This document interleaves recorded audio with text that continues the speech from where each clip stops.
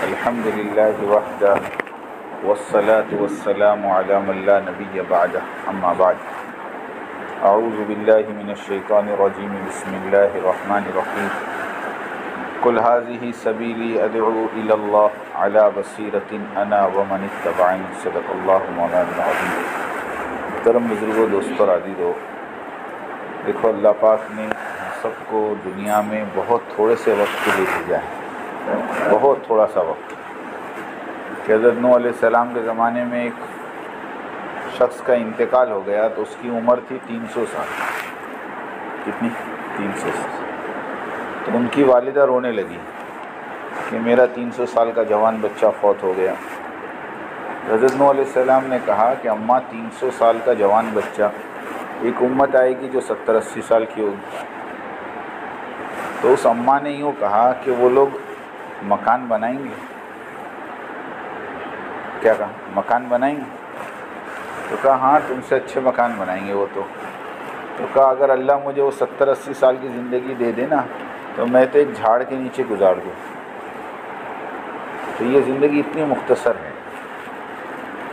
اور مرنے کے بعد کی زندگی لامحدود ہے، اس کی کوئی انتہا نہیں، کوئی منتہا نہیں۔ اور اللہ پاک نے اس آخرت کی تیاری کے لیے ہم کو دنیا میں بھیجا ہے کہ اللہ پاک نے اس زندگی کا مدار دنیا کی زندگی پہ رکھا ہے، بلکہ یہ اللہ کی ایک ترتیب ہے۔ آپ تھوڑا دھیان دو کہ دنیا میں آنے سے پہلے اللہ نے ماں کے پیٹ میں رکھا 9 مہینے، اور 9 مہینے کے اندر اللہ پاک نے دنیا میں آنے کے لیے جن چیزوں کی ضرورت ہے وہ ساری چیزوں کو پریپیئر کیا، تیار کیا۔ یہ آنکھ ماں کے پیٹ میں بنی، زبان ماں کے پیٹ میں لگی ہے نا، اور استعمال یہاں ہوئی۔ ایسے آخرت کے اعتبار سے تیاری کی جگہ اللہ نے دنیا کا پیٹ بنایا کہ دنیا کے پیٹ میں رہ کر اپنی آخرت کو پریپیئر کرو، تیار کرو۔ جو چیزیں وہاں کام آنے والی ہے ان چیزوں کو یہاں تیار کر لو۔ سمجھے؟ اسی چیز کو سمجھانے کے لیے اللہ رب العزت نے 1.25 لاکھ نبیوں کو بھیجا۔ ہر نبی آتے تھے سمجھانے کے لیے۔ اللہ نے خود کہا فذکر انما انت مذکر، کہ آپ تو سمجھانے والے ہو۔ کیا ہو؟ سمجھانے والے ہو، آپ تو سمجھا رہے بس۔ ان فی ذلک لذکری للذاکرین، یہ نصیحت ہے نصیحت ماننے والوں کے لیے۔ سمجھایا اس کو جاتا ہے جس کو سمجھ میں آتا ہے۔ سمجھ میں؟ تو ہم بھی دوستو اس بات کو سامنے رکھ کر سمجھے پہلے تو کہ اللہ پاک نے کیوں بھیجا ہم کو دنیا میں۔ افحسبتم انما خلقناکم عبثا، 18ویں پارے میں اللہ کہہ رہے کیا تم نے یہ گمان کر لیا کہ ہم نے تم کو یوں ہی بیکار پیدا کیا؟ وَأَنَّكُمْ إِلَيْنَا لَا تُرْجَعُونَ، کیا تم ہماری طرف لوٹائے نہیں جاؤ گے؟ اللہ کیسا بہترین انداز میں پوچھ رہے ہیں۔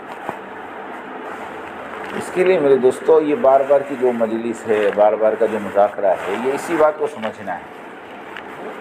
اقبال حفیظ صاحب ہمارے ایم پی کے بہت بڑے ذمہ دار، ہر سال جو بھوپال کا اجتماع ہوتا ہے تو لگ بھگ انہی کی نگرانی میں سارا انتظام ہوتا ہے۔ ایک مشتاق بھائی تھے بھوپال والے، انتقال کر گئے ابھی 2 سال پہلے۔ تو ایم پی کا جو سی ایم ہے شیوراج چوہان، وہ ایک مرتبہ اجتماع میں آیا تھا لاک ڈاؤن سے پہلے،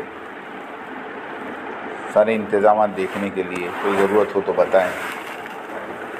تب جب اتنے بڑے آدمی آئے ہیں تو ناشتہ وغیرہ کا انتظام ہمارے بڑوں نے کیا، اور اقبال حفیظ صاحب ان کو ناشتے پہ لے کے بیٹھے۔ ان کے ساتھ جو ان کے عہدے دار تھے اور جو ساتھی تھے ان سب کو ناشتے پہ بٹھایا۔ ناشتہ کرتے کرتے سی ایم صاحب نے ایک سوال کیا کہ ہر سال تم کروڑوں روپے خرچ کر کے اجتماع کرتے ہو، ہر سال آپ کا لاکھوں نہیں کروڑوں روپے خرچ ہوتا ہے، آخر یہ اجتماع کرنا کیا ضروری ہے؟ کیا مقصد ہے اجتماع کرنے کا؟ تو اقبال حفیظ صاحب نے کہا کہ آپ ہر سال فنکشن پر کروڑوں روپے خرچ کرتے ہو۔ کون سے فنکشن پر؟ کہ ایس ایس سی اور ایچ ایس سی، اسکول کی جو ایس ایس سی اور ایچ ایس سی میں جو بچے پاس ہوتے ہیں ان کے لیے آپ کروڑوں روپے خرچ کر کے پورے ہندوستان میں فنکشن رکھتے ہو اور ان بچوں کو آگے کی لائن سمجھاتے ہو، ہے نا؟ ہوتا ہے کہ نہیں ہوتا؟ تو اقبال حفیظ صاحب نے کہا تم کروڑوں روپے خرچ کر کے اسٹوڈنٹ کو اور بچوں کو یہ سمجھاتے ہو کہ دنیا میں جینا ہے اور جینے کے لیے کچھ کرنا ہے۔ ہم لوگ کروڑوں روپے خرچ کر کے مسلمانوں کو جمع کر کے سمجھاتے ہیں کہ ہمیں مرنا ہے اور مرنے کے لیے کچھ کرنا ہے، ہمیں مرنا ہے اور مرنے کے لیے کچھ، یہ پورا کھیل اس پہ ہے کہ جس کے سامنے آخرت ہوگی اس کو کام سمجھ میں آئے گا۔ ہاں، ہمارے جوگیشری کے ساتھی تھے، میمن کالونی کے ساتھی تھے، مجھے نام یاد نہیں ہے، بہت سال پہلے کی بات ہے، 25 سال پہلے کی بات ہے، ہم یہیں ایک جماعت میں تھے 3 دن، تو ایک بڑا عجیب جملہ کہے گئے مذاق میں کہ ہندوستان کی کرنسی عربستان میں نہیں چلتی، قبرستان میں کیسے چلے گی؟ کہ وہاں کی کرنسی تو اعمال ہے، اس کو پریپیئر کرو، اس کی تیاری کرو، اس میں لگو کہ وہاں جو چیز کام آنے والی ہے وہ چیز ایمان ہے، وہ چیز یقین ہے، وہ چیز نماز ہے، وہ ذکر ہے، وہ تلاوت ہے، وہ اللہ کے راستے کی محنت ہے۔ ہاں، موسیٰ علیہ السلام نے اللہ سے پوچھا کہ اللہ سارے عمل کا اجر پتہ چل گیا، تیرے بندوں کو تیری طرف بلانے پر تو کیا دے گا؟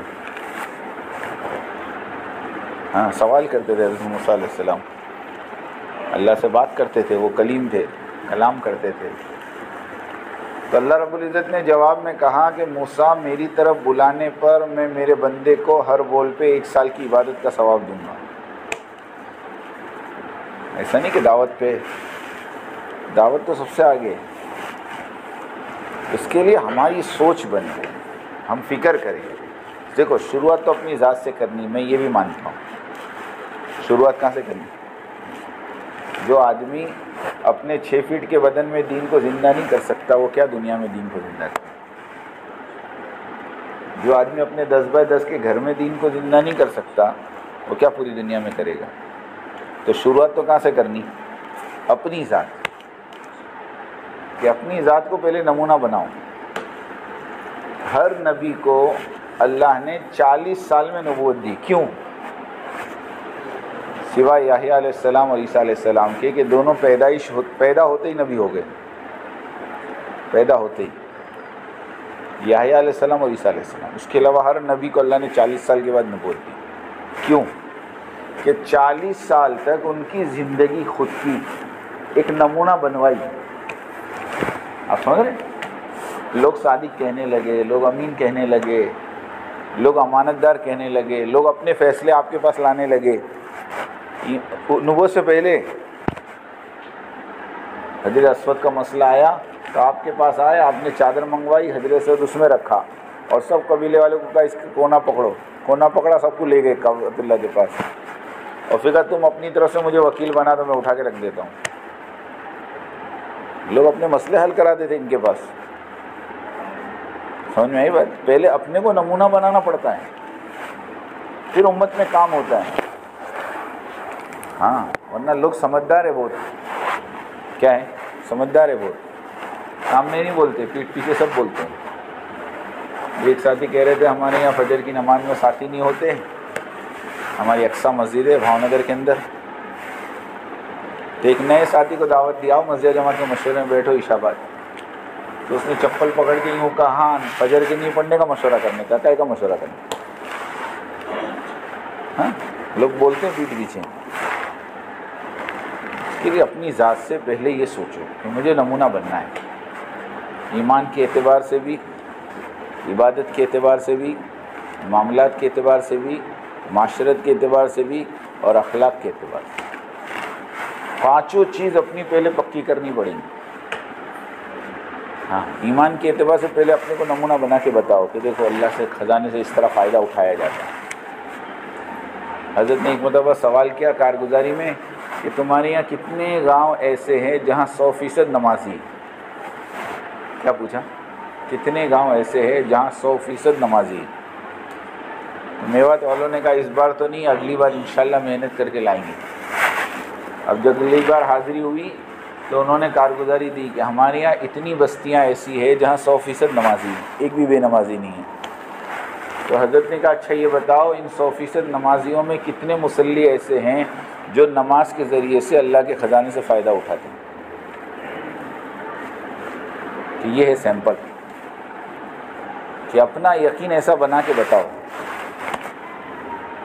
کہ اللہ کے خزانوں سے براہ راست فائدہ اٹھانے والے بنو، کرامت دکھا کے نہیں کہ اللہ کے خزانے سے فائدہ اٹھاؤ۔ بالکل کسی کا یقین ایک ذرہ برابر بھی دل میں نہیں آنا چاہیے۔ کسی نے اگر یہ بھی سوچا نا کسی نے یہ بھی سوچا کہ اللہ میری مدد کسی فرشتے سے کر دے، کہتے اس نے فرشتے کو شریک کر لیا۔ کیا بات! ابراہیم علیہ السلام نے جبرائیل کو بھی ہٹا دیا، چلو تم بھی نکلو، تم بھی کچھ نہیں کر سکتے۔ جیسے چونٹی کسی کا نفع نقصان نہیں کر سکتی، ایسے قسم خدا کی جبرائیل بھی اللہ کے اذن کے بغیر کسی کو نفع نقصان۔ ایمان کے اعتبار سے پکے ہو کے بتاؤ، عبادات کے اعتبار سے ہماری نماز ہے۔ حضرت محمد موسیٰ صاحب ایک بات بہت کہتے تھے، زندگی بھر کہتے چلے گئے، دعوت کا کام کرنے والا نماز میں امام کے سوا کسی کی پیٹھ نہ دیکھے۔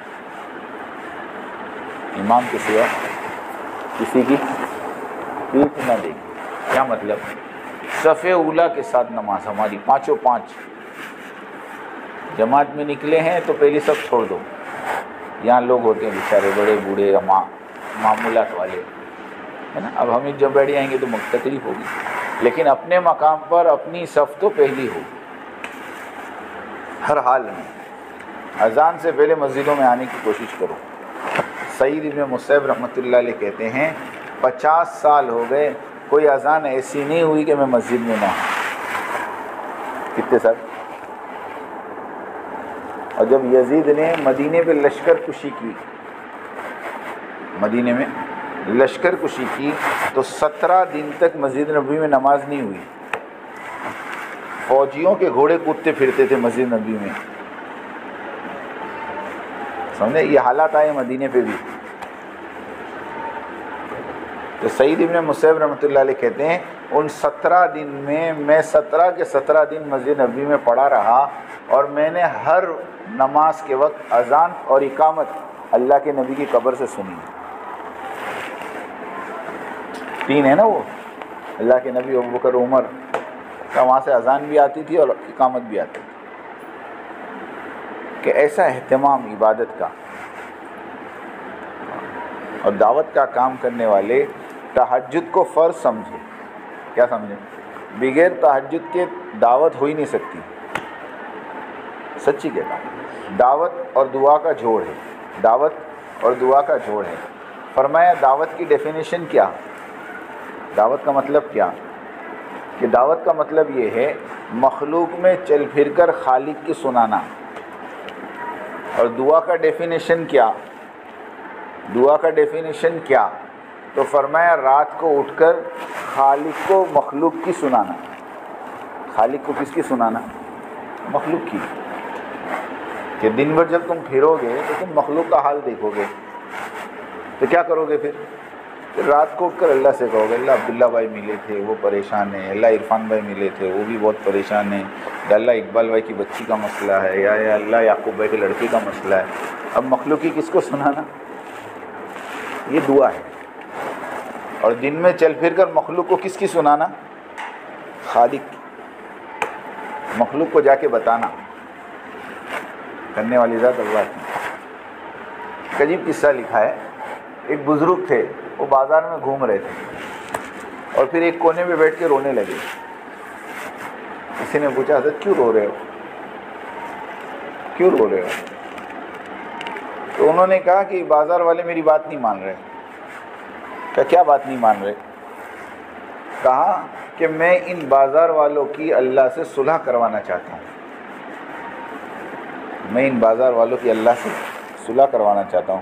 یہ اللہ کی نافرمانی کر رہے ہیں، میں ان کو سمجھا رہا ہوں، میں نے اللہ سے بات کی ہوئی ہے، اللہ پاک نے یوں کہا ہے کہ ان کو لے کر آ، میں ان سب کو معاف کر دوں گا۔ تو اللہ تو مان گئے ہیں مگر یہ نہیں مان رہے، سمجھے؟ کچھ دنوں کے بعد وہ بزرگ قبرستان میں ملے، کچھ دنوں کے بعد، سننا بہت عجیب بات ہے، قبرستان میں ملے اور وہاں بیٹھ کر رو رہے تھے. تو یہی آدمی واپس قبرستان پہنچ گیا. اس نے کہا حضرت تم بازار میں بھی روتے ہو، قبرستان میں بھی روتے ہو، مسئلہ کیا ہے تمہارا؟ کیا مسئلہ کیا ہے تمہارا؟ پرسوں ملے تھے بازار میں، وہاں بھی رو رہے تھے، ابھی قبرستان میں ملے تو رو رہے. کہا بیٹا بازار والوں کو بہت سمجھایا، نہیں مانی، تو میں قبرستان آ گیا. میں نے سوچا چلو زندے نہیں مانتے تو مردے تو. اب لیکن یہاں مسئلہ الٹا ہو گیا، بولے یہاں مردے مان گئے پر اللہ نہیں مان رہا. یہاں مردے تو مان گئے، چلو صلح کر لیتے ہیں، مگر اب اللہ میاں کہتے نہیں، ان کی صلح نہیں ہوئی. سنتے ہیں یہ کہ موقع اللہ نے دنیا میں دیا ہے، اللہ سے صلح کر لو، اللہ سے صلح کر لو، راتوں کو اٹھ کر اللہ سے مانگنے کی عادت ڈالو. حضرت فرماتے دعوت کا کام کرتے کرتے استدراج کا خطرہ ہے. پھر آگے فرمایا استدراج کس کو کہتے پتہ ہے؟ بہت عجیب بات کہی کہ استدراج کہتے ہیں آدمی اپنے آپ کو دین پر سمجھے اور دین پہ نہ ہو. آدمی اپنے آپ کو کیا سمجھے؟ دین پر، اور دین کا ڈال بھی نہ ہو اس کے پاس، دھوکہ لگ جائے. اس لیے ہم صلی اللہ علیہ وسلم فرمایا کرتے تھے کہ امت ایمان کے دھوکے سے نکل جائے. سب کو ایمان کا دھوکہ لگائے. کیا لگائے؟ ایمان کا دھوکہ. ہاں اسی لیے حضرت امام صاحب فرماتے 100 سال کی محنت پر میں اور آپ ایمان کے اس درجے پہ پہنچے ہیں، اور ہمارا یقین وہاں پہنچا ہے جہاں کفار مکہ پہلے سے تھے. عجیب بات. یوں کہتے تھے کہ سنو، کفار مکہ کا یقین یہ نہیں تھا کہ اللہ نہیں کرتے ہیں، کفار مکہ تو یہ کہتے تھے کرتے اللہ ہیں مگر ہمارے ان بتوں کے ذریعے سے. اور میں اور آپ بھی یہی کہتے ہیں کرتے تو اللہ ہیں مگر ان چیزوں کے ذریعے سے، کیونکہ ہم اور وہ تو برابر ہی ہوئے. پھر آگے ایک عجیب بات فرمائی کہ دیکھو کفار مکہ کا اور اللہ کے نبی کا جھگڑا یہ نہیں تھا، سننا یہ جملہ، کفار مکہ اور اللہ کے نبی کا جھگڑا یہ نہیں تھا کہ اللہ کرتے ہیں کہ نہیں کرتے ہیں. جھگڑا یہ نہیں تھا، جھگڑا یہ تھا کہ کفار مکہ کہتے تھے اللہ کرتے ہیں، ان بتوں کے ذریعے کرتے ہیں، اور اللہ کے نبی کہتے تھے اللہ کرتے ہیں اور میں جو اعمال لے کر آیا ہوں ان کے ذریعے کرتے ہیں. سمجھ میں آئی بات؟ اب ہم لوگ کہاں پہنچے؟ ہاں سچی بتانا. وہاں سید خان صاحب رحمۃ اللہ علیہ نے اپنے مکاتب میں لکھا ہے کہ 500 روپے کی نوٹ میں جو تم کو نظر آتا ہے وہ 2 رکعت میں نظر آنے لگے، سمجھو تم ہدایت کی پہلی سیڑھی پہ ہو. سمجھ میں؟ تم ہدایت کی کون سی سیڑھی پہ ہو؟ ابھی پہلی سیڑھی پہ. ابھی تو بہت سیڑھی باقی ہے. اب یہ چیز کرنے کی بات تو بہت دور کی ہے، سننا میری بات بہت سمجھنا، کرنے کی بات تو بہت دور کی ہے. یہ بات تو ابھی تک ہمارا دل قبول بھی نہیں کر رہا. کیا نہیں کر رہا؟ قبول بھی نہیں کر رہا. ابھی جمعہ پڑھانے جا رہا تھا، ایک شادی کا فون آ گیا. وہ کہہ رہے تھے کہاں ہیں؟ میں کہا جماعت میں ہوں. تو کہ تم جماعت میں ہی گھومتے ہو، کوئی دھندا پانی کرتے ہو نہیں کرتے ہو؟ میں نے کہا میرا دھندا یہ ہے. ارے بولے کیا مذاق کرتے ہو؟ میں کہا تعجب کی بات ہے، تعجب کی بات ہے، مخلوق کی نوکری کرنے پر تو تمہیں تنخواہ کا یقین ہے، خالق کی نوکری پر نہیں ہے.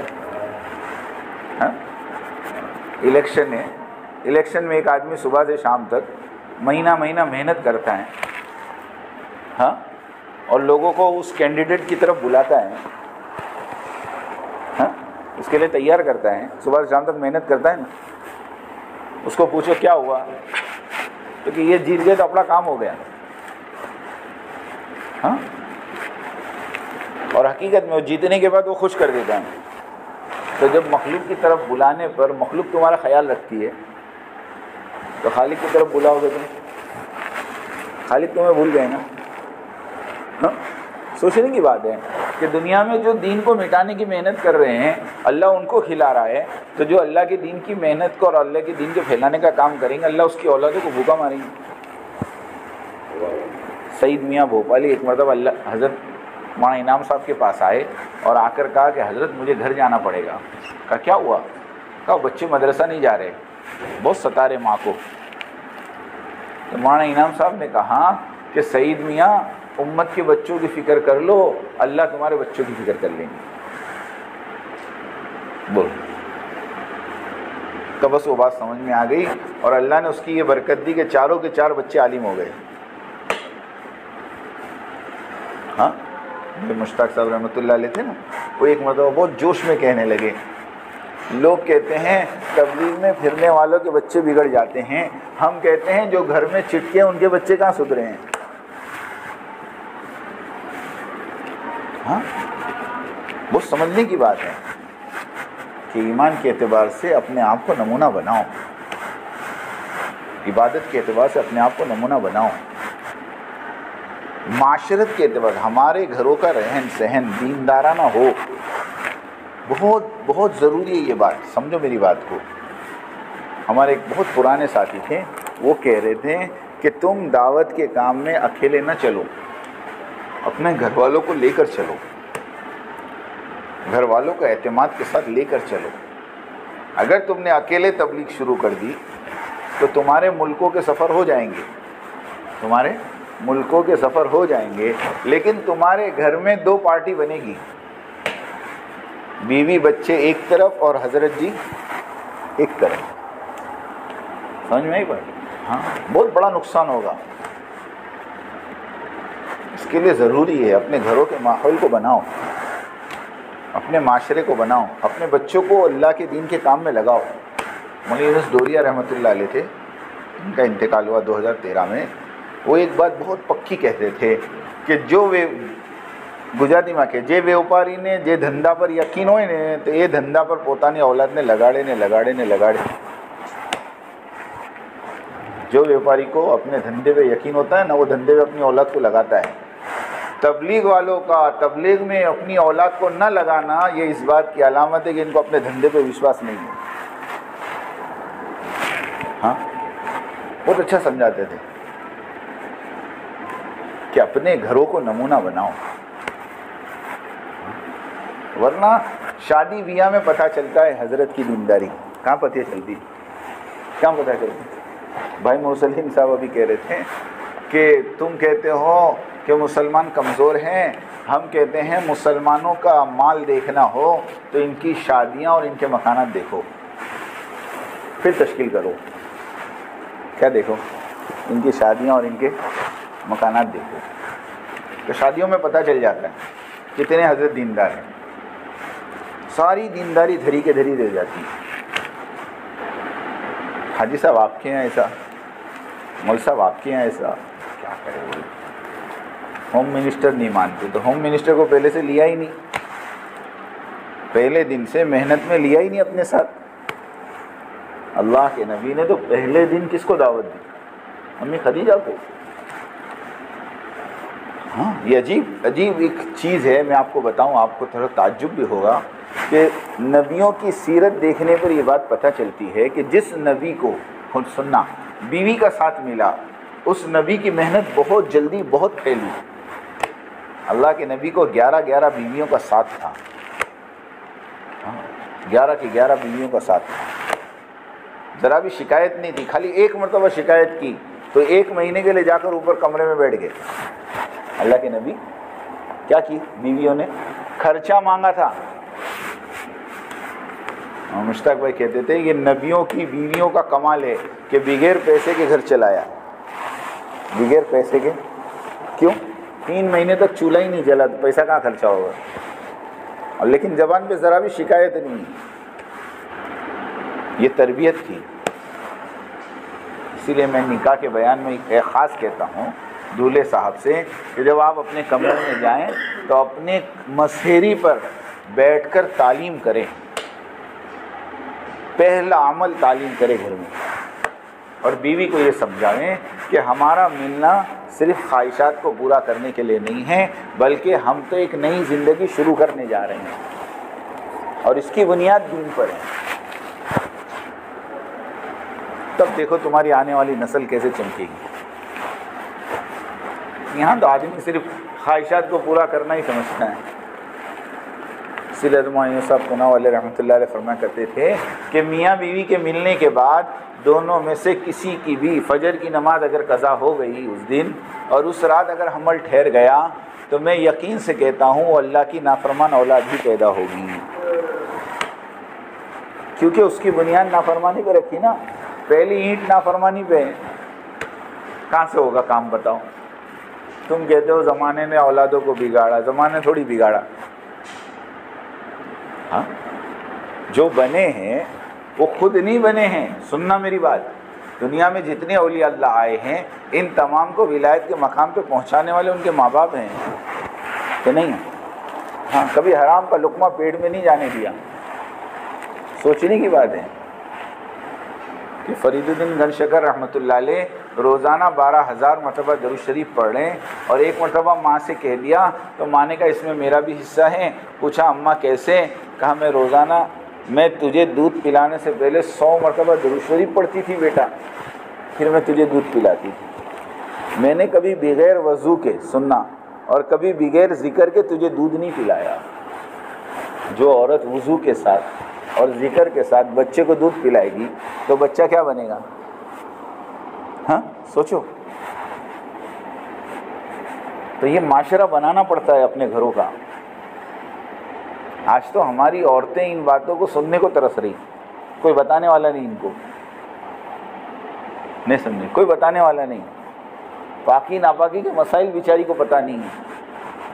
کوئی نماز قضا ہو رہی اس کی، ذمہ دار میں اور آپ ہیں. کون ہے؟ میں اور آپ. ہم اس کی کوئی فکر نہیں کر رہے معاشرے کے بنانے کی. ہم تو سمجھ رہے ہیں گشت کرنا دین ہے، مسجد جماعت میں بیٹھنا دین ہے، 3 دن لگانا دین ہے. ایسا نہیں ہے. یہ تو ذریعہ ہے دین پر آنے کا. پل ہوتا ہے نا، پل گاؤں میں جانے کا. پل پہ چڑھ کے یوں کہو میں گاؤں میں پہنچ گیا، میں گاؤں میں پہنچ گیا، تو بیوقوف کہیں گے یہ تو پل پہ بیٹا، تو یہ پل پار کر دے پھر تو گاؤں میں پہنچ جائے گا. ایسے یہ اعمال پل ہیں دین پر پہنچنے کے.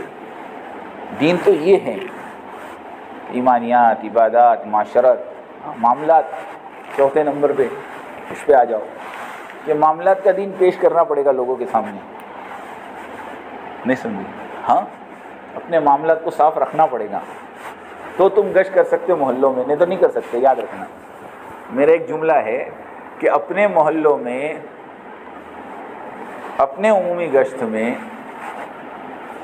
رہبر بن کر وہی جا سکتا ہے جس کا کالر وائٹ ہو. کیا ہو؟ جس کا کالر. گڑبڑ والا کبھی گشت بھی نہیں کرا سکتا. کرا سکتا ہے وہ گشت کراتے کراتے 2 دکان چھوڑ دے گا. پھر اس کو پوچھو کیوں چھوڑی؟ بولے وہ سنتے نہیں. وہ سنتے نہیں کہ تیری کچھ گڑبڑ ہے ان کے ساتھ. چڑھے گا کیسا تو سیڑھی پہ؟ یہ رکاوٹیں ہیں.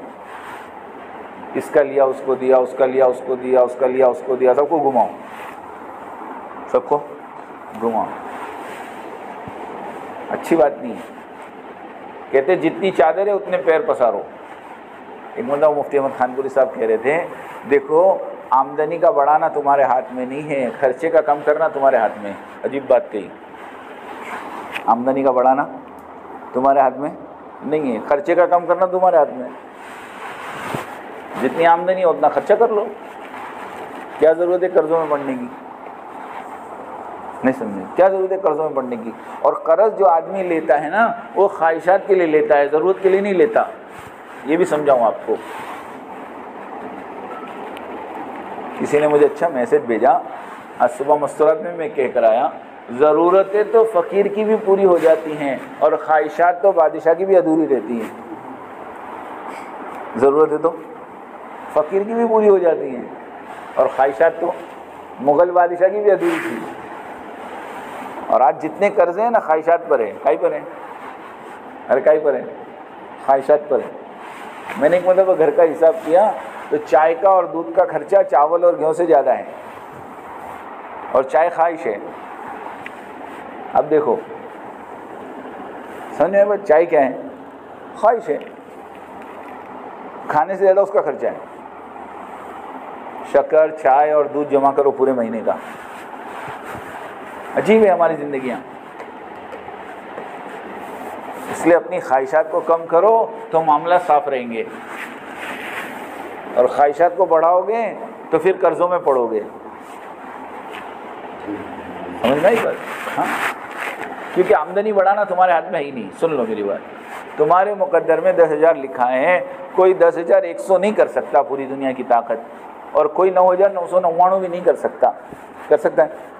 نہیں کر سکتا. تمہارے مقدر کا تم کو مل کے رہے گا. اس کے لیے اپنے معاملات صاف کرو، لین دین کو صاف کرو، کاروبار صحیح کرو. ہاں، کسی کا حق نہ مارو، کسی کا حق نہ مارو. ایک چھوٹا سا قصہ آپ کو سناؤں، مجھے یاد آ گیا. دلی کی جامع مسجد میں، سننا، دلی کی جامع مسجد میں ایک انگریز آیا دلی کی جامع مسجد دیکھنے. سیڑھی پہ ایک فقیر بیٹھا تھا، سیڑھی پر ایک فقیر بیٹھا تھا. اس نے پاکٹ نکال کر اس کو کچھ صدقہ دیا یا خیرات کی یا ڈونیشن دیا، جو بھی سمجھو. وہ تو غیر تھا، عیسائی تھا. اور اس نے جب واپس پاکٹ رکھنے گیا تو پاکٹ گر گئی اور وہ اوپر چلا گیا. اب وہی فقیر جس کو اس نے دیا تھا وہ پاکٹ دیکھا، اس نے پاکٹ اٹھایا، لیکن اتنی دیر میں تو اوپر. تو اس نے کہا واپس آئے گا تو پاکٹ واپس کر دوں گا. اب انگریز آفیسر کی پاکٹ کتنے، کیا معلوم کتنے پیسے ہوں گے، کیا ہوگا اس زمانے میں جو چیز. تو اتفاقاً وہ اس دروازے سے گیا انگریز اور کوئی دوسرے دروازے سے نکل گیا. اب یہ فقیر شام تک انتظار کرتا رہا، وہ انگریز ہی نہیں آیا. اس نے وہ پاکٹ لے جا کے گھر میں رکھ دیا، اور برابر 1 سال کے بعد وہی آفیسر واپس آیا مسجد. تو اس نے اس کو دیکھ کے پہچان لیا فقیر نے. اس نے دوڑتے ہوئے اس کو پکڑا، بھائی رک رک رک، میرا ایک کام ہے، کھڑے رہے تھوڑی دیر. بولے کیا کام ہے تیرا؟ بولے کام میں اب بھی آیا، تم یہیں کھڑے رہو. اور بھاگتے ہوئے اپنی جھوپڑی میں گیا، اور جھوپڑی میں بھاگا اور جا کر وہی پاکٹ ویسا کہ ویسا لا کر اس انگریز کے ہاتھ میں رکھ دیا. وہ انگریز حیران، یہ پاکٹ 1 سال پہلے گرا تھا. اس نے کھول کے دیکھا تو سارا پیسہ برابر، جتنا پاؤنڈ تھا سب برابر. وہ پاکٹ کو دیکھ رہا ہے اور فقیر کو دیکھ رہا ہے. اور اس فقیر کو کہا کہ اس کے اندر اتنا پیسہ تھا کہ اگر تو اس کو استعمال کر لیتا تو سیٹ ہو جاتا، مگر تو نے پاکٹ استعمال ہی نہیں کیا. عجیب بات، کیا وجہ ہے؟ تو اس فقیر نے جو وجہ بتائی نا، وہ میں تم کو بتاتا ہوں، تمہارے دلوں پہ چوٹ لگ جائے گی. اس فقیر نے کہا کہ مجھے معلوم تھا کہ اس کے اندر لاکھوں روپے ہیں اور اس سے میں بہت اچھی زندگی گزار سکتا ہوں، لیکن مجھے یہ احساس ہوا کہ تو عیسائی ہے، میں مسلمان ہوں، اور تو عیسیٰ علیہ السلام کو ماننے والا ہے اور میں اللہ کے نبی کو ماننے والا ہوں. اگر میں نے آج تیری پاکٹ دبا دی تو کل قیامت کے دن حضرت عیسیٰ علیہ السلام سے میرے نبی کی ملاقات ہوگی. تو عیسیٰ علیہ السلام کہیں گے اے محمد، تیرے امتی نے میرے امتی کا پاکٹ مانگا تھا، تو میرے نبی کو نیچا دیکھنا پڑا. میں ان پیسوں کے خاطر اپنے نبی کو قیامت کے دن نیچا نہیں دکھانا چاہتا. سمجھے؟ ایک فقیر کہہ رہا، یہ چیز اصل ہے کہ جب اپنی آخرت کا احساس، اللہ کے نبی کا احساس ہوگا تو پھر آدمی کبھی غلط کرنے کی سوچے گا بھی نہیں. میں 2 دن بھوکا رہ سکتا ہوں، لیکن غلط، وہ ہے نا صحابی حمالی کرتے تھے، 3 دن تک بیچارے مزدوری نہیں ملی، 3 دن تک خالی ہاتھ آئے. بولو، گھر میں کچھ نہیں، گھر والے پانی پی کے سو رہے 3 دن تک. کیا گزرتی ہوگی گھروں میں. 4تھے دن صبح میں جب جانے لگے تو بیوی نے پیچھے سے آواز دی. تو ان کے دل میں یہ خیال آیا کہ بیوی یوں کہے گی دیکھو 3 دن سے تو کچھ نہیں ہے، آج تو کچھ لے کے آؤ، ہے نا. انہوں نے پلٹ کر دیکھا تو بیوی نے اندر بلایا کہ گھر میں گئے. تو بیوی نے دھیرے سے کہا 3 دن کا فاقہ ہے، گھر میں کچھ ہے نہیں، آج 4تھا دن ہے. ہماری بھوک کی وجہ سے اور ہماری پریشانی کو دیکھ کر تم کوئی غلط چیز گھر میں مت لانا. آج کا دن بھی ہم بھوکا رہ سکتے ہیں، لیکن ہم کو ہمارے پیٹوں میں اور ہماری اولادوں کے پیٹوں میں حرام کا نہیں ڈال سکتے. حدیث ہے، کیا ہے معلوم؟ حدیث، جس پیٹ میں حرام کا جاتا ہے وہ بدن تو آگ میں جلنے کے لیے تیار ہو جائے. اس کے لیے اپنے معاملات کو صحیح. اور آخری چیز میرے دوستو اخلاق ہے. کیا ہے بولو؟ اخلاق. تم نے دین کے 5 رکن تو سنے ہوں گے، دین کے 5 رکن تو سنے ہوں گے، سنے کہ نہیں؟ کلمہ، نماز، روزہ، زکوٰۃ اور حج، یہ 5 رکن ہیں۔ رکن کس کو بولتے ہیں؟ پلر کو۔ لیکن ایمانداری سے بتاؤ 5 پلر لگا لینے سے کمرہ بن جاتا ہے؟ ہاں، بلکہ اس کے اوپر جب تک چھت نہ پڑے دین مکمل کمرہ مکمل نہیں ہوتا۔ ایک مطلب علامہ تائیدینی صاحب کہہ رہے تھے یہ 5 تو ستون ہیں، لیکن اس کی چھت کا میں نے حدیث میں ڈھونڈا تو مجھے اخلاق دین کی چھت ملی، چھت، اخلاق دین کی چھت ملی۔ اس لیے اپنے اخلاق کو صحیح کرو۔ اور آگے کی ایک بات بتاؤں، بہت عجیب بات ہے، 99% اخلاق کا تعلق زبان سے۔ کیسے؟ کسی نے بہت اچھا کہا، زبان کھلتی ہے تو پتہ چلتا ہے کوئلے کی کان ہے کہ سونے کی کان ہے۔ آدمی بہت اپ ٹو ڈیٹ ہے، ہاں؟ ہماری گجراتی میں کہے نا کفنی لہنگا ماں، ہاتھ میں تسبیح، ٹوپی، سب ہے، لیکن جہاں زبان کھلتی ہے وہاں پتہ چلتا ہے کہ اندر کیا ہے۔ اس لیے اپنی زبان کو نرم رکھو، اپنی زبان کو نرم رکھو۔ نرم چیز جوڑنے کا کام کرتی ہے۔ صبح باڈولی والے بہت اچھا ایک دھارے بولتے ہیں کہ دیکھو دھاگا نرم ہے، کپڑے سے کپڑے کو جوڑ دیتا، فیویکول نرم ہے، لکڑی سے لکڑی کو جوڑ دیتا، گوند نرم ہے، کاغذ سے کاغذ کو جوڑ دیتا، گارا نرم ہے، اینٹ سے اینٹ کو۔ جتنی جوڑنے والی چیزیں نا آپ کو سب نرم ملیں گی، اور توڑنے والی چیز بولو سب سخت۔ کیا؟ توڑنے والی چیز سخت، سختی چلتی نہیں، سختی نبھتی نہیں۔ اللہ کے نبی کو اللہ فرما رہے فَبِمَا رَحْمَةٍ مِّنَ اللَّهِ لِنْتَ لَهُمْ، اللہ کا رحم ہے کہ اللہ نے تم کو نرم بنایا۔ وَلَوْ كُنْتَ فَظًّا غَلِيظَ الْقَلْبِ لَانفَضُّوا مِنْ حَوْلِكَ، اگر تمہارے اندر سختی ہوگی تو سارے صحابہ بھاگ جائیں گے، کوئی تمہارے پاس نہیں رہیں گا۔ ہاں، سختی نہیں نبھتی، زور زبردستی نہیں چلتی۔ ایک بزرگ کا انتقال ہونے لگا تو انہوں نے اپنے مریدوں کو نصیحت کی، دیکھو کیسا انداز نصیحت کا۔ مریدوں کو بلا کے یوں کہا کہ ذرا میرے منہ میں دیکھنا، میرے منہ میں دانت ہے کہ نہیں؟ کیا دانت ہے کہ نہیں؟ تو مریدوں نے کہا حضرت آپ کے تو سارے دانت گر گئے، آپ تو چوکٹا پہنتے ہو، تو سارے دانت گر گئے؟ کہاں سارے دانت گر گئے۔ اچھا دوبارہ میرے منہ میں دیکھنا زبان ہے کہ نہیں؟ زبان کہاں جائیں گے؟ ارے زبان گرتی کیا؟ تو کیا حضرت زبان تو منہ میں رہیں گی نا، کیسی عجیب عجیب باتیں کر رہے آپ؟ تو کہا اچھا یہ بتاؤ زبان پہلے آئی تھی کہ دانت پہلے آئے تھے؟ کیا جواب دیں؟ حضرت زبان تو پہلے جائیں گی نا، اپنے ماں کے پیٹ سے زبان لے کے آئے، دانت تو بعد میں 11ویں مہینے میں آئے، ایسا ہی ہوتا ہے نا۔ تو پھر ان بزرگ نے کہا اچھا یہ بتاؤ کہ زبان پہلے سے آئی، دانت بعد میں آئے، دانت پہلے گر گئے، زبان نہیں گری، ایسا کیوں ہوا؟ سب مرید حیران کہ یار یہ بزرگ کے دماغ سٹیا گیا لگتا کچھ۔ کہا حضرت آپ ہی بتا دو۔ تو پھر انہوں نے کہا کہ بیٹا بات اصل میں یہ ہے کہ زبان نرم تھی، موت تک چلی، دانت سخت تھے، پونچھ سے پہلے ٹوٹ گئے۔ کیا مطلب؟ کہ نرمی موت تک چلتی ہے اور سختی ٹوٹ جاتی ہے۔ اس لیے بہت ضروری ہے کہ آدمی نرم بنے، گھر والوں میں، بچوں میں، پارٹنروں میں، ہے نا۔ ہاں ایک آدمی مجھے کہہ رہا تھا کتنے نرم بنے، کیا وہ تو تم فیصلہ کرو۔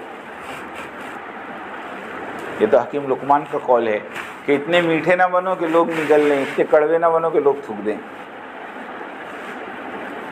یہ تو حکیم لقمان کا قول ہے۔ لیکن بہرحال اپنی زبان میں نرمی لاؤ، ہر ایک کے ساتھ ملنساری سے بات کرو، ادب سے بات کرو، محبت سے بات کرو، ہے نا۔ کسی نے کہا میٹھا کھانے سے تو شوگر ہوتی ہے، میٹھا بولنے سے شوگر نہیں ہوتی، بولا کرو میٹھا۔ کیا کہنا؟ میٹھا کھانے سے تو ڈائبٹیز ہوتی ہے، لیکن میٹھا بولنے سے شوگر ہوئی آپ تک کسی کو؟ میٹھا بولو، اچھا بولو۔ ماتا جی جیسا کہتے ایک گاڑی کے پیچھے لکھا ہوا تھا دل برائے فروخت، ہارٹ فور سیل، اور نیچے کیا لکھا تھا؟ 2 میٹھے بول. قیمت کیا تھی؟ 2 میٹھے بول. کہ آدمی 2 میٹھے بول بول کے دل خرید سکتا ہے. اور کسی نے بہت اچھا جملہ بنایا کہ تمہاری زبان سے نکلے ہوئے جملے سے تم کسی کے دل میں بھی اتر سکتے ہو اور کسی کے دل سے بھی اتر سکتے ہو. کیا فرق ہے؟ کسی کے دل میں بھی اتر سکتے ہو اور کسی کے دل سے بھی اتر سکتے ہو. کہ بعض جملے ایسے ہوتے جو تم کو دل سے اتار دیتے. اور آدمی کیا کہا اس نے؟ ہاں، آدمی کا جو زخم ہے نا، بدن کا ہتھیار کا زخم، وہ تو ایک نہ ایک دن بھر جاتا ہے، لیکن زبان کے زخم بعد مرتبہ موت تک نہیں بھرتے.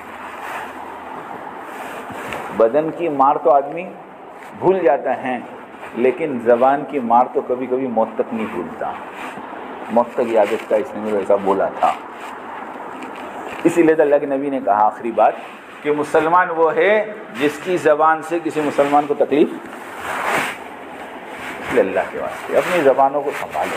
ہم یہ تو حساب رکھتے ہیں کہ ہم نے کتوں کو تبلیغ میں جوڑا، لیکن ہم نے کبھی اس کا حساب نہیں کیا کہ ہمارے جملوں سے کتنوں نے تبلیغ چھوڑا. سمجھے نہیں؟ جوڑنے کا حساب تو سب کے پاس ہے. اس کو میں نے لگایا، اس کو میں نے لگایا، اس کو میں نے، تیری وجہ سے کتنے بھاگے وہ بول. اس کے لیے اپنے ایمان کو، اپنے معاملات کو، معاشرت کو، اخلاق کو اور عبادت کو، یہ 5 چیزوں کو صحیح کرو. اللہ کے نبی 40 سال تک اس کا نمونہ پیش کیا اور پھر دعوت دینی شروع کی کہ 23 سال میں 1.25 لاکھ کا مجمع. اب اپنے میں دم نہیں ہوئے اپنی دعوت کون سنے گا؟ اس کے لیے دونوں کام کرنا ہے. اپنی ذات پہ بھی محنت کرنی ہے اور امت کے ایک ایک فرد پر انشاءاللہ محنت کریں گے انشاءاللہ. اللہ پاک عمل کی تو